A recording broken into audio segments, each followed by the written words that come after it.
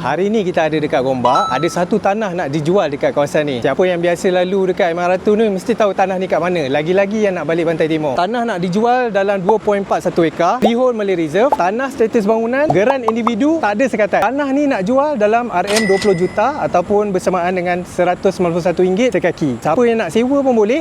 Tanah kat sini dalam RM80,000 sebulan bersamaan dengan 0.76 sen sekaki. Tanah ni betul-betul tepi MR2, jalan nak ke tol Gombak, nak mengalir ke Pantai Timur. Trafik kat sini dalam 200 ke 215 ribu kenderaan lalu setiap hari. Sebelah je dengan share dekat tepi MR2. Tanah ni status bangunan, macam-macam boleh buat. Nak buat macam R&R ke, nak buat showroom kereta, boleh dekat tanah ni sebab tanah status bangunan. Dan view dekat atas boleh nampak view KL. Tanah ni berkeluasan dalam 2.41 ekar. Harga nak dijual dalam 20 juta ringgit Malaysia bersamaan dengan RM191 sekaki, dan sewa RM80,000 je sebulan bersamaan dengan 0.76 sen sekaki. Mana yang berminat boleh DM, nanti kita sembang minum kopi.